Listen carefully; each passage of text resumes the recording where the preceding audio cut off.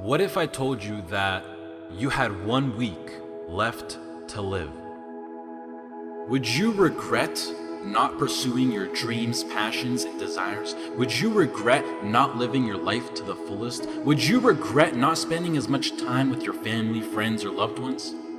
You know, Steve Jobs said in a speech one time that he used to wake up every morning, look in the mirror, and ask himself questions like this. And he said that if the answer was yes for too many days in a row, then he knew that he had to change something. And that should go for all of us. If you're living a life that you would not be okay with losing because you weren't able to do things you wanted to do, then now you know that you need to change something. Sure, our dreams might end in the dust, but what if they don't? Would you rather live having tried to reach the life you want, or die with regret? We need to let go of our need to fit into this small box society placed us in. And we must imagine the life we really want. Then, when we are certain what that life is, we have to go for it. Success is the progressive realization of a worthy ideal. If a man is working toward a predetermined goal and knows where he's going, that man is a success. If he's not doing that, he's a failure. Success is the progressive realization of a worthy ideal. Your energy goes where your attention is, and if your attention is the past, that's where you're going to live, that's where you're going to spend your time, and you're never going to be able to plan for the future. The future doesn't happen. The future has to be built. It has to be created. And if you're not taking the time to map out that creation, then it's going to happen by accident. And you're never going to get the things that you want. You're never going to become the person that you're capable of becoming. But to become that push, you have to push yourself. You've got to make huge demands of yourself. And to do that, to have the energy to see that through, you've got to know what it is that you're trying to accomplish. And as William Faulkner said, don't bother just to be better than your contemporaries or your predecessors. Try to be better than yourself. When you're willing to throw it all on the line, that's when life takes on a whole new dimension. See, most people won't do that. They won't risk that. So decide to take some risks. You want to break the routine. Most people go through life following that routine, and we know that that is a living death. Going through life, playing it safe, you're like a breathing corpse. Because the only way that you can grow, you've got to risk. The only way that you can become your best, you have got to risk. You got to challenge yourself. You've got to venture into the unknown. You got to take some chances. Got to put you on the line.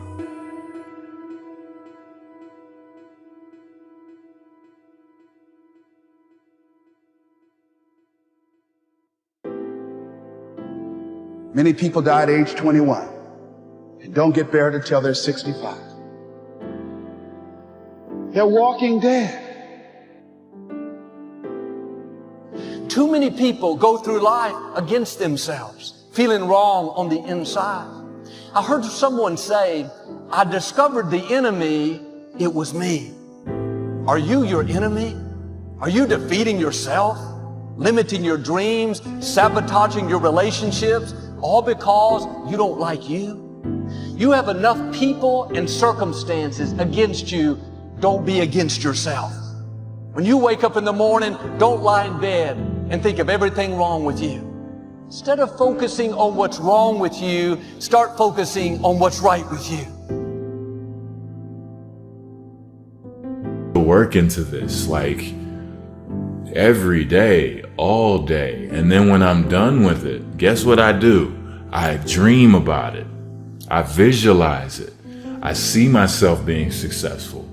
I see myself hitting those shots with no time on the clock, with a little time on the clock. And anytime I was successful in those situations, I would always let people know it's through dedication, through your hard work, and through mental preparation and visualization. If you do those things, if you can see yourself being successful in your mind, then it will appear in the physical reality if you're calm and collected when you get the opportunity. What it takes to make it what it takes to be hungry to win. Number one is called mental strength, mental resolve. I'm not going to be among those who just watch and say, isn't this awful? There's some families that I know need some help, and I'm going to step in, and I've done that. There are people who are feeling hopeless, powerless, that they have no control over what's going on with them. But you do. When you're hungry to win, you spend your time and your energy being a warrior, not a worrier. What am I going to do to make things happen? And when you have something that you want to do, when life has knocked you down and slapped you around, in order for you to get back up, you got to be hungry to win. You got to prepare yourself for these battles in your mind. The moment you find your hacks and the way your system works, you turn that rough landscape into the most beautiful scenery in which you move elegant and swiftly. You're now a creator of your world and achieved it with your internal power. This was a battle fully in your mind. This was a battle in which you are a victor. And all it took was the right framework. Discipline and dedication always lead to content and pride. The right kind. Discipline and dedication are the foundation, the soil and framework of success.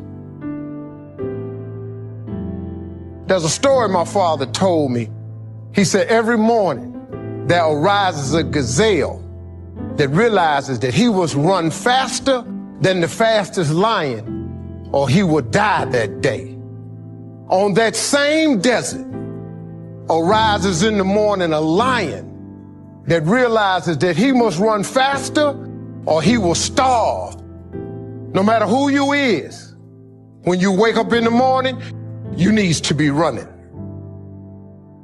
We all like to think that we really do flow, that we kind of move easy and we are easy and people look at us and it's just kind of soothing to their soul to have us around. But to be honest with you, many times we don't flow. And when we don't, it's because a surprise or something that we didn't like. And sometimes my flow doesn't go. It just kind of stops right where it is because there's something happening that's not easy for me to move with. My father, when I was young, said, John, it's not what happens to you that counts. It's what happens in you. You're going to have a lot of things happen to you that aren't good. But if your attitude and spirit is right, you can keep going. You can keep flowing. So when we stop that flow in our life, it's almost always because something rubbed us the wrong way. Something surprised us. We don't like what happened. I would just encourage you to remember my dad's advice. It's not what happens to you, it's what happens in you. The moment that you choose to do the right thing on the inside, guess what? You begin to flow. Don't give up on your dream just because the first time you launched it, it didn't go as big as you want.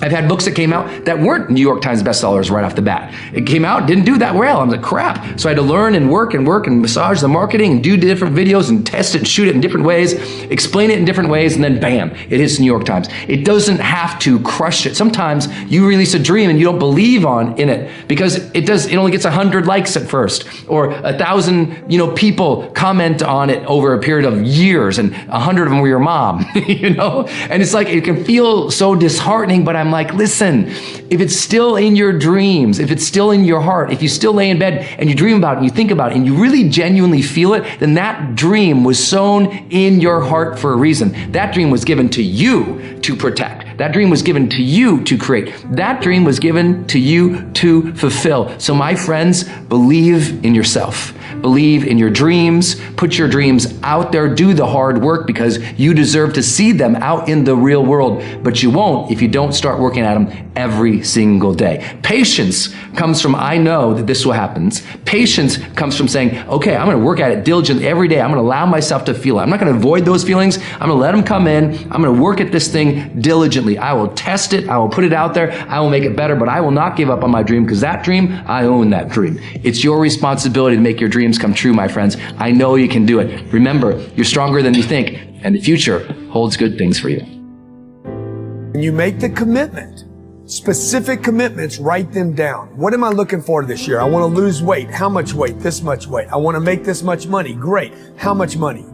I want to bank this much money. I don't want to just make money. I know people that make a lot of money end up with nothing. I want to bank this much money. Okay, I want to have some passive income coming in, so I'm going to make this much money, I'm going to keep this much money, and I'm going to invest this much money so I have passive income. Be very specific when you write your goals and targets down, and don't get lost in the mechanics while you're writing them down. I see a lot of people, they go to write their goals down and they cut them back by half, and then a quarter, and then a tenth of what they were actually capable of doing. And then what happens is by January 20th, you wake up and you're like, dude, I don't care about losing 13 pounds. It doesn't change my life. I don't care about making another $1,000. It doesn't change my life.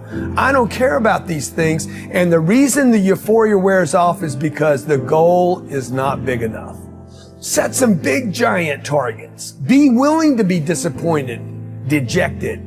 Be willing to be come up short on your goals. Look, if I aim for the freaking moon, I might end up with the stars.